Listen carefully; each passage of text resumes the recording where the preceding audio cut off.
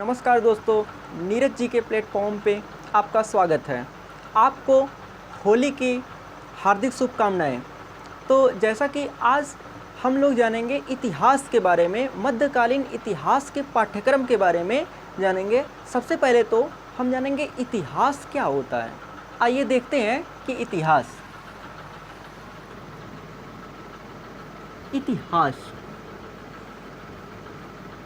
History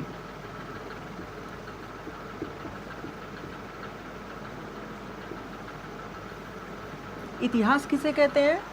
अतीत काल की बीती हुई घटनाओं को हम इतिहास कहते हैं। मतलब जो पुरानी घटनाएं बीत चुकी हैं उसे ही हम क्या कहते हैं?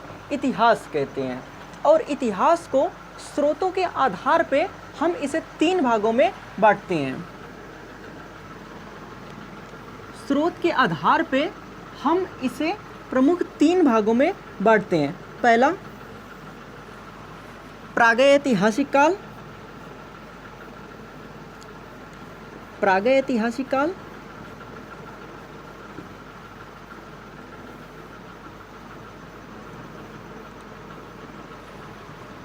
और दूसरा, आद्य ऐतिहासिक काल।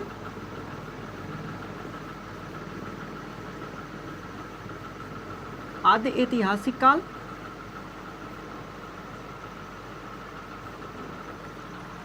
और तीसरा, ऐतिहासिक काल। ऐतिहासिक काल। ठीक, तो अब जानेंगे कि प्रागैतिहासिक काल किसे कहते हैं। प्रागैतिहासिक काल में कोई भी लिखित साक्ष्य नहीं मिला है। कोई भी लिखित साक्ष्य नहीं मिला है।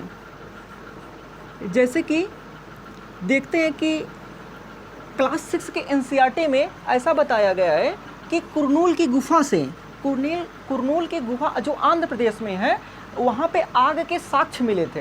हालांकि वो देखा नहीं गया था कि वो आग था या नहीं था, लेकिन वहाँ से राख मिला था। तो लोग यह अनुमान लगाते थे कि शायद यहाँ आग के साक्ष्य रहे होंगे। कैसे? या तो वो आग से क्या करते रहे होंगे, क्या वो आग से या तो ठंड के लिए जला के तापते रहे होंगे, यानी कि उनको ठंड ना लगे, या तो वो जानवरों को बचने के लिए ऐसा करते होंगे, या फिर इसके अलावा या वो जो मांस को भूनने के लिए आग का प्रयोग करते थे। लेकिन कहने का मतलब ये है, कोई भी साक्ष्य मिला नहीं है, लोग उसे केवल अनुमान लगाते हैं। ठीक, जैसे पाषाण काल में कोई भी लिखित साक्ष्य नहीं मिला है, जो भी है सब अनुमानित है। कि ऐसा पुरातत्वविद मतलब खोज करके बताते हैं कि लोग एक स्थान से क्यों हमेशा एक ही स्थान पे रहते थे और एक ही स्थान पे ना रहकर अलग अलग स्थान परिवर्तित कर देते हैं। इसका रीज़न बताते हैं कि हो सके कहीं ऐसा हो कि पानी ख़त्म हो गया होगा, या वहाँ की वनस्पतियाँ ऐसी नहीं थी अनुकूल, तो ऐसे में वह स्थान परिवर्तित करते थे। लेकिन इसका कोई भी साक्ष्य, कोई भी प्रमाण नहीं मिला है। ठीक, जैसे और इसके तमाम उदाहरण है। लेकिन हम अब आद्य ऐतिहासिक काल में चलते हैं कि आद्य ऐतिहासिक काल में तो लिखित साक्ष्य, अगर बात किया जाए लिखित साक्ष्य क्या प्राप्त हुआ है? बिल्कुल, लिखित साक्ष्य तो प्राप्त हुआ है, लेकिन इसको किसी ने आज तक पढ़ा नहीं है। लिखित साक्ष्य तो प्राप्त है, लेकिन इसको पढ़ा नहीं जा सका। जैसे सिंधु घाटी सभ्यता में हड़प्पा काल, या ऐसे लिखे हड़प्पा काल। जिसे हम पढ़ते हैं कि हड़प्पा काल की लिपि कैसी थी? हड़प्पा काल की लिपि भाव चित्रात्मक थी। कहने का मतलब वो जो ऐसी लिपि थी, ऐसा लिखा गया था जिसको अभी तक किसी ने पढ़ा नहीं था। मतलब ऐसा तो मानते हैं कि पुरातत्वविद की हाँ कुछ चीज़ तो ये लिखा है, लेकिन एक क्या लिखा है ये क्लियर नहीं था। तो कहने का मतलब आद्य ऐतिहासिक काल में लिखित साक्ष्य तो मिला, लेकिन इसे पढ़ा नहीं गया। और वहीं बात किया जाए ऐतिहासिक काल, ऐतिहासिक काल में लिखित साक्ष्य भी मिला है और उसे पढ़ा भी गया है, उसे हम ऐतिहासिक काल कहते हैं। जैसे वैदिक काल, वैदिक काल में तमाम वेद, उपनिषद, वेदांग की रचना हुई है। और क्या हम उसको पढ़ें? बिल्कुल पढ़ें। तो कहने का मतलब है ऐतिहासिक काल में लिखित साक्ष्य मिला है जिसे हम आसानी से पढ़े हैं। और उसके बारे में तो इतिहास के स्रोतों के आधार पे 3 प्रकार में कुछ इस प्रकार बांटा गया था। जैसे प्राग ऐतिहासिक काल, आद्य ऐतिहासिक काल और ऐतिहासिक काल। तो प्राग ऐतिहासिक काल में लिखित साक्ष्य तो मिला है लेकिन इसे पढ़ा नहीं गया है, और आद्य ऐतिहासिक काल में लिखित साक्ष्य मिला है, इसमें लिखित साक्ष्य न लिखित साक्ष्य मिला है, ना ही यह पढ़ा गया है। और आद्य ऐतिहासिक काल में लिखित साक्ष्य तो मिला है लेकिन इसे पढ़ा नहीं गया है, और ऐतिहासिक काल में लिखित साक्ष्य मिला है और इसे पढ़ा भी गया है, जैसे वैदिक काल। ठीक, तो कहने का मतलब है इतिहास को स्रोतों के आधार पे इस 3 प्रकार में हमने बांटकर अध्ययन किया। अब हम जानेंगे इतिहास को पढ़ने की सुविधा के अनुसार इसे प्रमुख हम 3 भागों में बांटते हैं। 3 भागों में बांटते हैं। एक प्राचीन भारत का इतिहास, एक प्राचीन भारत का इतिहास, प्राचीन भारत का इतिहास।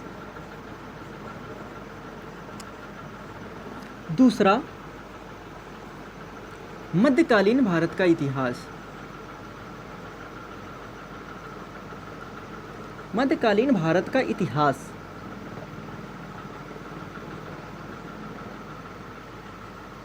और तीसरा आधुनिक भारत का इतिहास।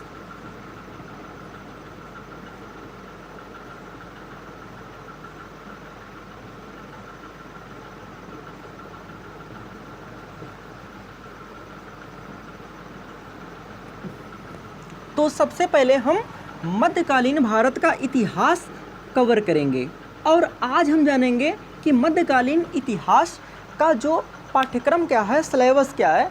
क्योंकि एक अच्छे विद्यार्थी की पहचान होती है कि सबसे पहले वे अपने पाठ्यक्रम का ज्ञान हो, उनके पास अपने पाठ्यक्रम का नॉलेज हो कि हमको पढ़ना क्या है और कितना पढ़ना है और उसका क्रम क्या है। क्योंकि पढ़ने में अगर ये जानकारी होगी तो एक अध्यापक को उसको पढ़ाने में भी अच्छी मदद मिलेगी और आपको पढ़ने में भी मज़ा आएगा। तो चलिए जानते हैं कि मध्यकालीन इतिहास का पाठ्यक्रम क्या है और कैसे इसको पढ़ा जाएगा। ठीक, मध्यकालीन इतिहास में सबसे पहले अरबों का आक्रमण। अरबों का आक्रमण जो है यह वह दौर था जब प्राचीन भारत के इतिहास का अंतिम समय था। तो भारत में अरबों का आक्रमण हुआ, यानी कि इस्लामिक आक्रमण हुआ, यानी कि मुस्लिमों का आक्रमण हुआ। तो सबसे पहले मुस्लिम के आक्रमण में मोहम्मद बिन कासिम 712 ईस्वी में आक्रमण करते हैं, लेकिन वह इतना सफल आक्रमण नहीं था। लेकिन जब महमूद गजनवी और गोरी का आक्रमण हुआ तो वो सबसे प्रभुत्व सबसे ज़्यादा गजनवी और गोरी का हुआ। तो इसके बाद हम पढ़ेंगे राजपूत वंश। राजपूत वंश में ये लगभग 800 से 1200 ईस्वी के मध्य ये राजपूत वंश शासन कर रहे थे। क्योंकि जब राजपूत वंश जब मध्यकालीन इतिहास में हर्षवर्धन की मृत्यु हो जाती है तो उसके उपरांत कोई ऐसा बड़ा शासक नहीं बनता है कि जो साम्राज्य पर कोई आधिपत्य बना पाए। तो ऐसे में तो छोटे छोटे राजपूत जैसे चौहान वंश, परमाल वंश, प्रतिहार वंश, सोलंकी, चंदेल आदि छोटे छोटे जो वंश जो है वहाँ के उभर कर आए थे। और यह वही दौर था जब अरबों का आक्रमण हुआ था और राजपूत का शासन चल रहा था। कहने का मतलब है कि ये दोनों का समयकाल लगभग सेम था। तो हम इसको पढ़ेंगे, अरबों का आक्रमण पढ़ेंगे, फिर राजपूत काल पढ़ेंगे, फिर उसके बाद अब सल्तनत काल। सल्तनत काल में अब यह दौर आ गया था जब मुस्लिम जो है पूर्णतः भारत पर अधिकार कर लिए थे। और इसमें जो है प्रमुख 5 वंश जैसे गुलाम वंश, खिलजी वंश, तुगलक वंश, सैयद वंश और लोदी वंश, इन वंशों को हम सल्तनत काल के नाम से जानते हैं। ठीक, और सल्तनत काल के नाम से जानते हैं। और वहीं जहां उत्तर भारत में सल्तनत काल चल रहा था वहीं दक्षिण भारत में विजय साम्राज्य जहाँ मतलब उत्तर में सल्तनत काल ये वंश चल रहे थे और वहीं दक्षिण में विजय साम्राज्य की स्थापना हुई थी और वहाँ पर शासन चल रहा था। फिर सल्तनत के बाद हम विजय साम्राज्य के बारे में पढ़ेंगे। और वहीं भक्ति और सूफी आंदोलन, जैसे भक्ति आंदोलन का मतलब है कि जहाँ खासकर हिंदू साम्राज्य में जो कुरीतियाँ उत्पन्न हो गई थी उसको दूर करने के लिए भक्ति आंदोलन चलाया गया, और वहीं जो मुस्लिम इस्लामिक में जो कुरीतियाँ आ गई थी उनको दूर करने के लिए सूफी आंदोलन चलाया गया। और वहीं भक्ति आंदोलन में हम जो प्रमुख हैं कबीर, चैतन्य आदि लोगों का अध्ययन करेंगे।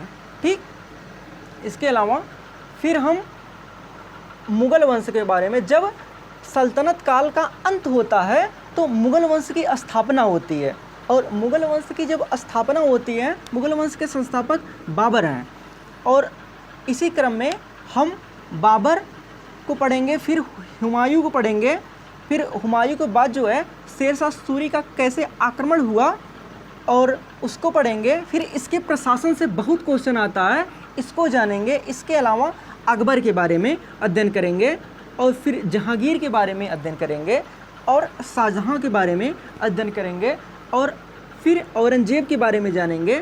फिर जो औरंगजेब के बाद ऐसे शासक आए जैसे आराम शाह, जहांदार शाह, ऐसे उत्तरवर्ती शासक जो अपने साम्राज्य को पूर्ण रूप से शक्तिशाली नहीं बना पाए, और फिर उनका कैसे कैसे पतन हो गया। फिर आधुनिक भारत का इतिहास प्रारंभ होता है, और यही मध्यकालीन इतिहास का एक पाठ्यक्रम है, और पाठ्यक्रम को जानना एक विद्यार्थी के लिए बहुत ज़रूरी होता है, क्योंकि पाठ्यक्रम यदि नहीं आपको पता रहेगा तो आप एक अच्छे